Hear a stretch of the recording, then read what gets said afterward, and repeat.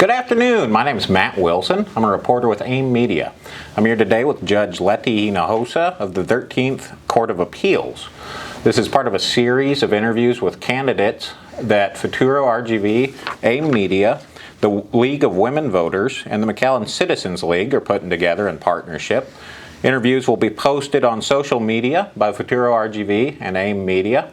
Ms. Hinojosa is running for re-election. Ms. Hinojosa, how are you today? I'm doing well. Happy to be here. Answer any questions you may have. Yeah, we're glad to visit. Why don't you start off telling me a little bit about yourself and your experience? Well, I've been a judge for quite a while. I was first elected in 1990. I became a county court at law judge. Had the privilege of being the first woman elected a judge in South Texas. I served 2 terms county court and then 2 terms district court. And now I'm serving on the Court of Appeals. I enjoy that job very much. And it is a court that covers 20 counties, Hidalgo and Cameron. I'm originally from Cameron County, born and raised. And so, but I've lived and practiced here in Hidalgo all of my legal career. And so I was excited to be elected to a court where I'm able to represent the 2 counties that I've spent all my life in. So sure. Mm-hmm. Your current role might not be the best understood one in the judicial system. Why don't you tell people what you do and what the court's about? Well, we are what's called an intermediate court. We are basically the court between the trial court and the Supreme Court for civil cases and the Court of Criminal Appeals for criminal cases. So what happens in these 20 counties, people have a trial if they go to court, or they're charged with something and there's a trial, and they're not satisfied with a decision that was made either by the judge or the jury. They feel like maybe there was an error committed in the way that the trial was conducted. So we will hear those cases. They appeal to us, and we will review those cases, and we will see if there was error or if the judge or the jury acted correctly. If there is an error, then what we do is we reverse it back to the court. If we say that the court, the court trial judge did the right thing, we affirm. Now, then if people are not satisfied with what we do, then they have to go to the Texas Supreme Court and try their case there.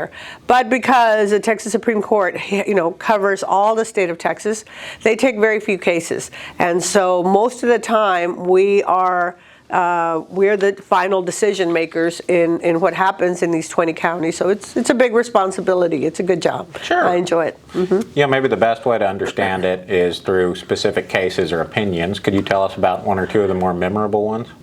Well, I guess we've had many. Let me see. I'm trying to think of a recent one. Well, probably one that maybe the public heard about was a case out of Waco, because even though Waco is not in our district, we were assigned to that case because the judges there recused themselves. And it was a case where there was a proposal to put a bullet train between Dallas and Houston.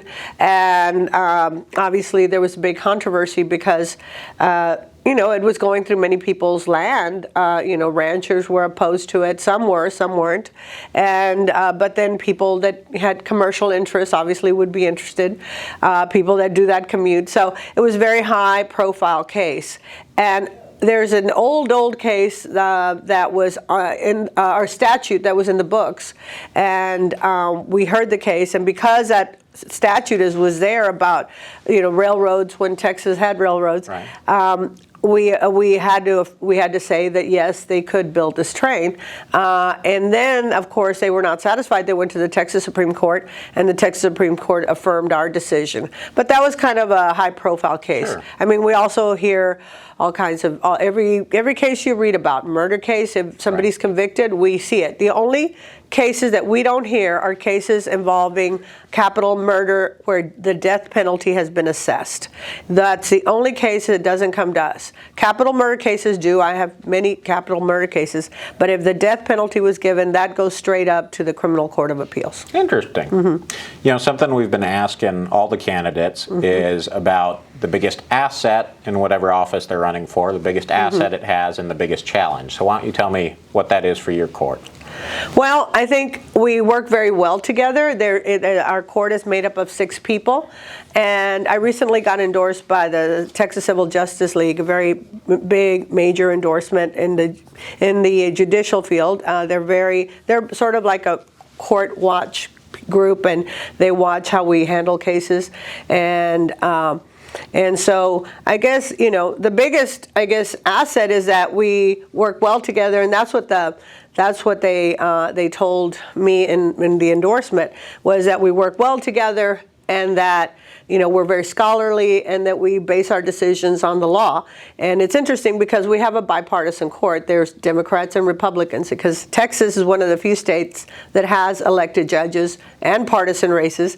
And the fact that this group, that interestingly, I'm the only Democrat in the whole state of Texas that they endorsed, said that about our court. I'm very proud of our court. So I would say that would be the biggest asset. As far as challenges, well, it's also the challenge of having to run for election. It's difficult for a judge because we don't take positions on issues. Sure. And so people always want to know, well, what do you think of this issue? What do you think of that issue? And if we're following the judicial canons of ethics, we cannot comment on issues. We can't tell you what our position is, because what we think of an issue is really irrelevant. It's what does the law say we're supposed to do, that we have to follow. Sure, it can make it difficult to come up with interview questions. Sure. Not sure what you can ask about. Yes. You said you were the only Democrat to get that endorsement. Why do you think that is? Well, I think, from what the letter said, because they said that I followed the law, and that they felt that I was a middle-of-the-road judge, that I wasn't influenced by one side or the other, that if I saw something, I called it the way it was supposed to be called, and I think that's very significant. Now, they are representing groups of businesses. They represent, like, the Texas Realtor Association, the Texas Medical Association. Those are all people that are members of their board. So obviously they're looking at it from that perspective. Am I making decisions that are fair to to commercial people, and are people getting their fair day in court? And and I, as when I run for election, I've always gotten support of both the plaintiff's bar and the defense bar, because I think that they both feel that I'm going to be consistent in my decisions, and I think that's really unpredictable. I think judges should be boring. You should be able to know exactly what's going to happen. I mean, you have a problem, you go to a lawyer, you want advice.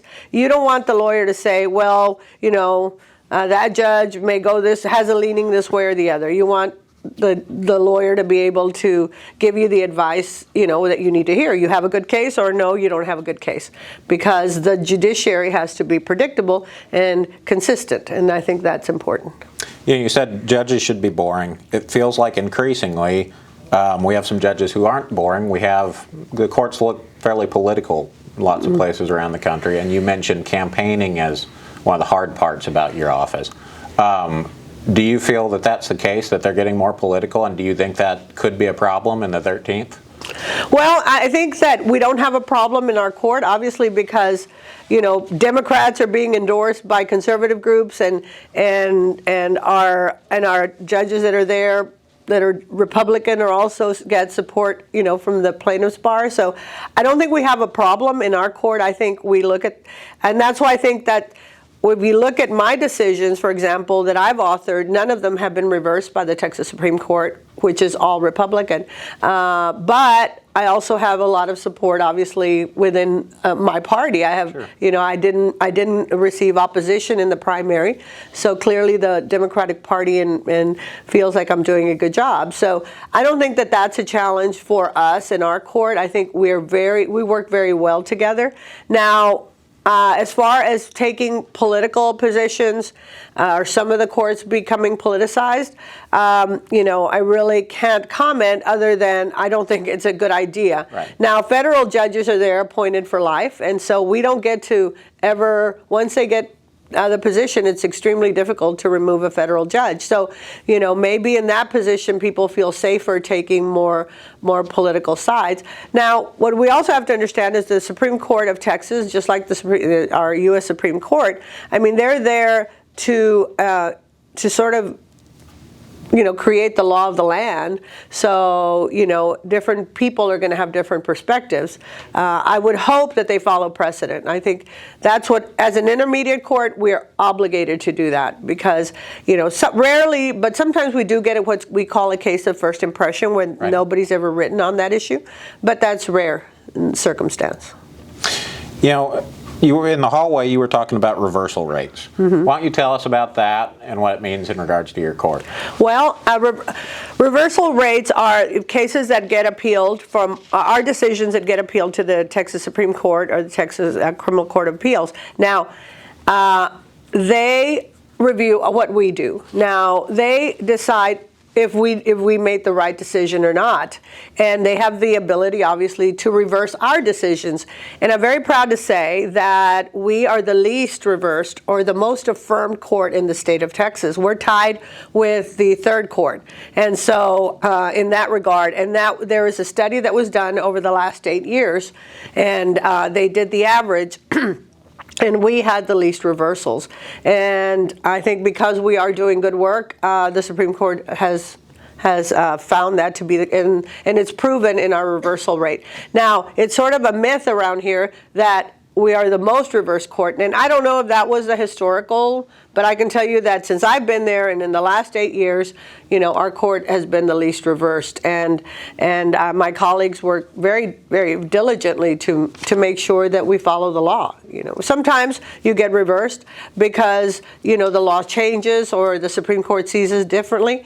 But I think in the few reversals that we have, they're based not because we took one side or the other unfairly, but because the law has changed, or sometimes because in the state of Texas, there are 14 courts of appeals, intermediate courts, and so sometimes one court may look at things differently, and so the Supreme Court says, we're going to look at this issue because there's conflict in the state. We're going to find and tell you what the law is, that governs the whole state of Texas. Interesting. I want to go out a little broad. If you're reelected, what would your top 3 priorities be for your next term? Well, I think obviously my number one priority is we're moving to the new courthouse. That's the number one here in priority Hidalgo for County. We still have our beautiful courthouse we have one in Corpus and one here. So that's our first thing, is to pack and get moving. Finally, they've told us. So that would be my first thing I'd have to do. But again, I think what I would continue doing, we meet all our measures. Even this last year, that's been a challenge because I'm campaigning. We all wrote about 100, 105, 110 opinions per judge. So that means that, and we met 100% our measures. The Supreme Court tells us every case, if 100 cases get filed this year or 500 cases get filed this year, you have to dispose of that number of cases. It has to be 100% performance. And since I've been there consistently, we've met all our measures. We were even able to do it during COVID, even though we were working remotely, because we're not hearing evidence. We just review what already happened. When you go to a courtroom and you see all the lady taking everything down, and all that is transcribed into documents, and we get all those documents. So we do a lot of reading. Let me tell you, we do a lot of reading. You mentioned COVID, and I wanted to ask about that. I know it was really interesting doing court via Zoom sessions, and some of that is stuck around. If you're reelected, what of those measures do you want to keep? Do you want to keep remote access as an option, or do you think it should go back to a more traditional court? Well, we don't hear witnesses. Right. So we have oral argument maybe once a month, because the only cases that we have oral argument on is because when you appeal a case, you file a brief, and we rely on that brief. Both sides file briefs, and we study the law, and we make a decision. So rarely do we have oral argument. We did have a few oral arguments during COVID that were via Zoom. Since we are, we cover, 20 counties all the way from Wharton up there by Buc-ee's when you get out of Houston to the Valley. Right. And so it was very convenient for the lawyers because they wouldn't have to travel, because oral argument is 20 minutes.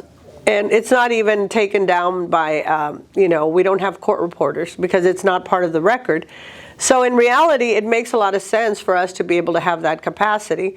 My lawyer, I have two lawyers that work for me. Every judge has two lawyers. One of them is in Corpus, and one of them is down here, and so in the Valley. So, we do telecommuting, all the time, just because of the nature of the space that we represent. But I think it's different for a trial court. I was a trial judge. I think it would be very difficult to do the business remotely because you want to be able to confront a witness. Their demeanor is important, and the way they behave in court is important. So I think that at the end of the day, trial courts definitely should go back to live, and we at appellate court is not as important. Like you said, lots of reading. Yes. I was talking to Judge Cortez, the Hidalgo County Judge Cortez, the other day, and he was talking about how facilities in the county are full. The jail is fairly full. The new courthouse is going to be full already. And his opinion was judicial efficiency is probably the best way to address that in his mind. Do you think there's anything you can do in your court to make it more efficient or just improve the way it operates functionally?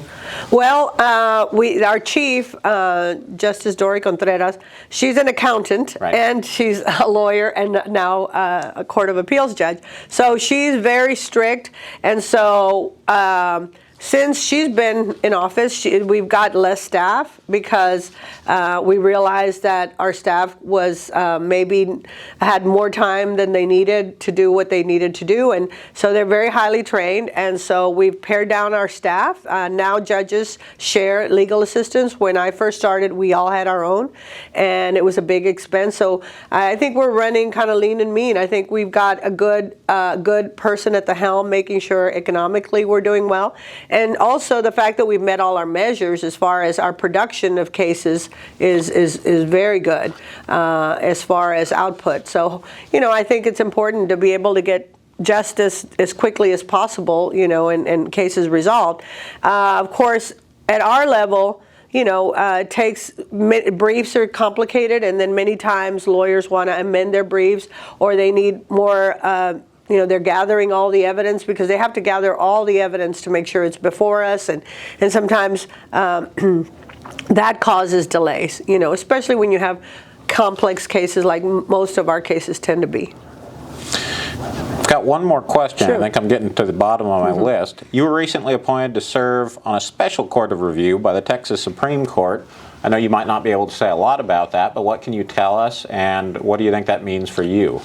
Well, this is the second time I get appointed, right, and it's an extra case that we're assigned, and it's kind of it's a privilege to do it because we have the option of actually sitting at the Supreme Court and going to Austin and actually sitting where the Supreme Court judges sit and hearing the case there.